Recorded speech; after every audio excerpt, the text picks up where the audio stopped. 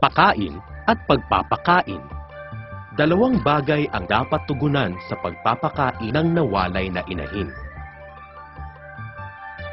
Bumalik sa kondisyon ang katawan. Maglabas ng maraming itlog o ova sa paglalandi.